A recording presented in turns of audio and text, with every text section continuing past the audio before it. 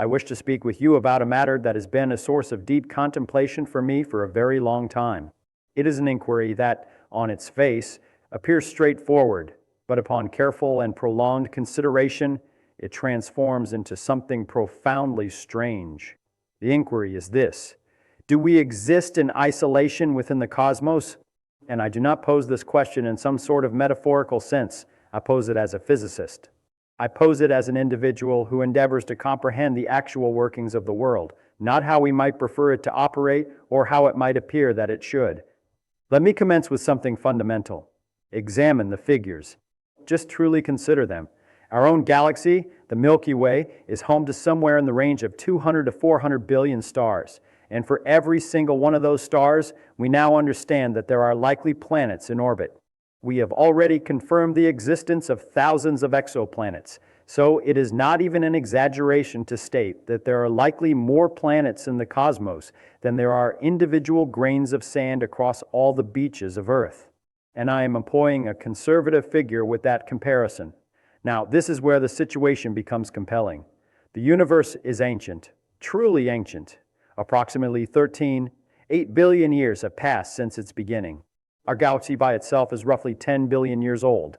That represents an immense span of time, an immense amount of time for life to have begun, to have evolved, and to have achieved intelligence. So allow me to ask you a very direct question. If such a vast number of planets and such an enormous amount of time exist, why do we perceive no sign of any extraterrestrials? Why have there been no communications? Why have we received no visitors? Why is the cosmos so quiet? This is the phenomenon that physicists refer to as the Fermi paradox. It takes its name from Enrico Fermi, a brilliant physicist who, during a lunch with colleagues in 1950, reputedly made a very simple observation. He considered the sheer scale of the universe and then asked, "But where is everybody?" And that is the very thing that troubles me, not because I am certain of the answer, but precisely because I am not. And I believe that is the most truthful statement a scientist can make on the subject. So, let me analyze this in the way I prefer to analyze problems. Let us apply some elementary logic and see where it leads us. The first premise is that life can, in all likelihood, emerge. We are certain of this because we exist. It began here on Earth. The process was not simple, but it occurred. Therefore, it is possible. If it is possible on Earth, then, provided the necessary conditions exist on other worlds, it should be possible there as well. This is not wild speculation. This is merely an application of probability. The second premise is that once life begins, it can evolve and increase in complexity. Once again, we know this to be true. We can observe the evidence right here on our own planet. Unicellular organisms gave rise to multicellular organisms. Marine life transitioned to terrestrial life. Terrestrial life developed into intelligent beings. This process required billions of years, but it took place. The third premise is that if intelligence arises, some intelligent species may eventually create technology, radio, spacefaring capabilities, and the like. This seems plausible. We accomplished it, and we are not in any way exceptional. We do not hail from some enchanted planet where the emergence of intelligence is a foregone conclusion. We are simply here on this piece of rock, and we managed to figure a few things out. Now, if those three premises are valid, and if even a minuscule percentage of planets give rise to intelligent life, then from a statistical standpoint, there ought to be thousands, perhaps millions, of intelligent civilizations within our galaxy alone. Some of them would logically be far more advanced than we are. Some could be billions of years our senior. And this brings us to Fermi's crucial insight. If that is the case, they should have populated the galaxy by this point. You do not require faster-than-light travel to achieve this. All that is needed is a civilization with the will to dispatch colonization vessels that travel at a fraction of the speed of light. Even at 1% of light speed, the entire Milky Way could be colonized in a mere few million years. And a few million years is nothing. It is a flicker in the grand scheme of cosmic time. So the question then becomes, if we ought to see them everywhere, why do we not see them anywhere? Now, before I proceed, allow me to be perfectly clear on one point. When I examine the supposed proof of alien visitations to Earth, all the UFO narratives, the ancient astronaut conjectures, none of it withstands rigorous scrutiny. I do not see it. And I am someone who makes a concerted effort to analyze data with great care. So, let us not venture down that path. The silence is tangible. We survey the heavens for radio transmissions. We search for artifacts, for megastructures, for any indication that would point to advanced civilizations, and we discover nothing. A complete and utter silence. And it is that silence that gives rise to the paradox. So now, the truly engaging part of the discussion can begin. We are now forced to consider what might account for this. There are essentially two schools of thought on this matter. Let me outline both, and you can decide for yourself which one seems more plausible. The first school of thought posits that perhaps we are, in fact, alone. Perhaps intelligent life is far more uncommon than we imagine. Perhaps life itself is not so easy to initiate. Perhaps the transition from simple life to intelligent life is an event of incredible improbability. Perhaps the majority of planets that foster life never progress beyond single-celled organisms. Perhaps intelligence, not life itself, is the true bottleneck. One compelling calculation I encountered came from researchers at Oxford who took the Drake equation, the formula we use to estimate the number of intelligent civilizations, and they substituted more realistic values based on our current knowledge. And their finding was a sobering one. They calculated that there is between a 38 and 85% probability that we are entirely alone in the observable universe, completely isolated. Allow that to resonate for a moment. Now, the second school of thought suggests that perhaps intelligent life is actually quite prevalent, but there are specific reasons why we do not receive any communication from them. Perhaps there is something known as the Great Filter. This is a concept that some physicists have put forward. It is the notion that somewhere along the evolutionary path of life, from basic chemistry to advanced civilizations, there exists a barrier that is nearly impossible to overcome. A great filter. Now, this is where the idea becomes unsettling. There are two scenarios involving the great filter. Either it lies in our past or it awaits us in our future. If the great filter is behind us, that would signify that we are extraordinarily fortunate. We have already navigated the most difficult part. Life is rare. Intelligence is rare. We are among the very few who have survived evolutionary processes that eliminate almost everything else. In that scenario, the universe might be largely devoid of life, and we should not anticipate finding many others. But if the great filter is ahead of us, that is a different matter. That is a disturbing prospect.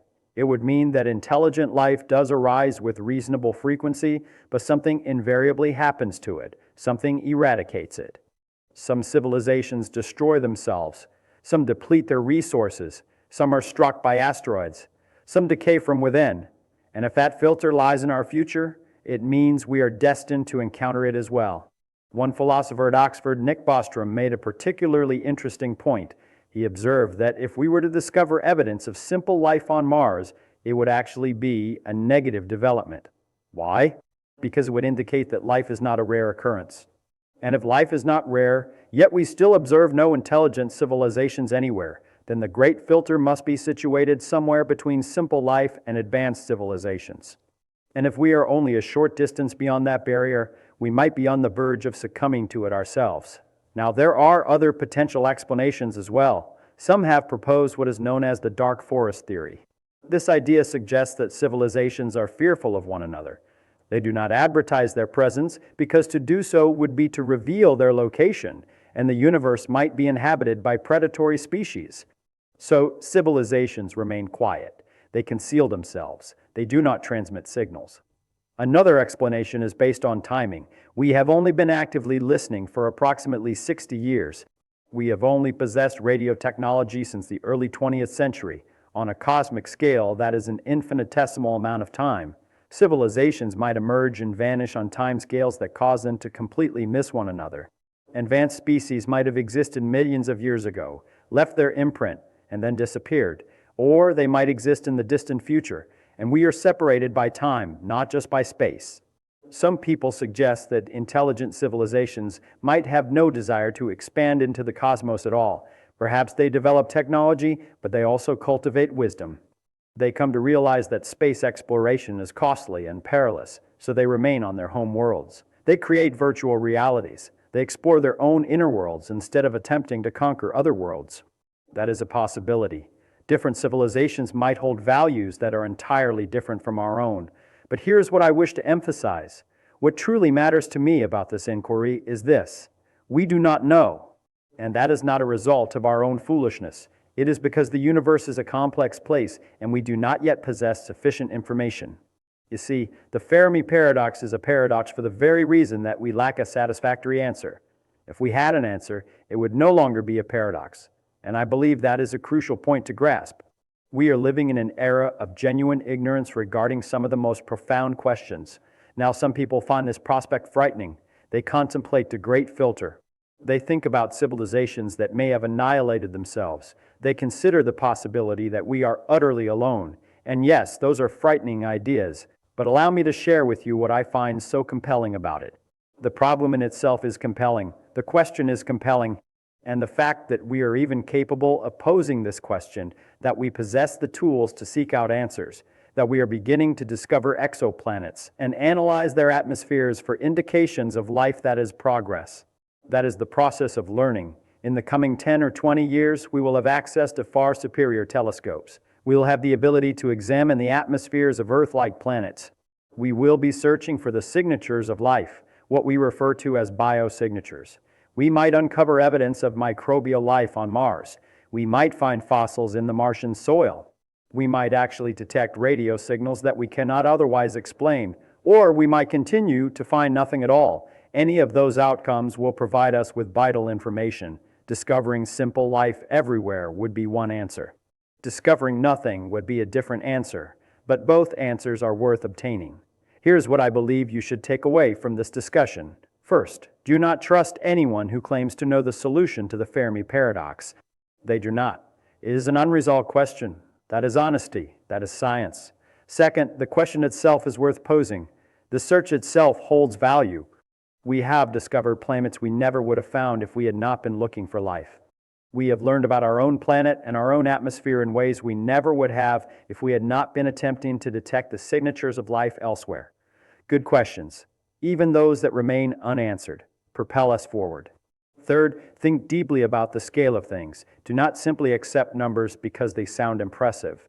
When someone tells you there are 400 billion stars in the Milky Way, truly contemplate what that number represents. When someone says the universe is 8 billion years old, genuinely try to envision that expanse of time. The paradox only becomes meaningful when you actually do the work of comprehending the scale. And finally, remember that a lack of evidence is not the same as evidence of a lack.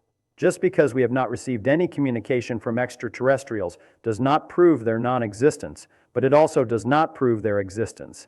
We are in a state of genuine ambiguity, and that is where real science begins. Are we alone? I do not know. Perhaps we are. Perhaps we are not. But I do know that we have not yet looked with sufficient diligence to answer that question. And until we do look with sufficient diligence, we should remain inquisitive. We should continue to ask. We should continue to search. Because if there is one thing I have learned as a physicist, it is that the universe is stranger and more magnificent than we anticipate. And the questions that appear simple on the surface, the ones that force us to think deeply when we examine them, those are often the ones that alter everything about our understanding of the world. So the next time you gaze up at the night sky and you see all those stars, ask yourself, is anyone looking back? And then ask yourself, what would it signify if the answer is yes? And what would it signify if the answer is no? Both questions will teach you something about the universe and something about yourself.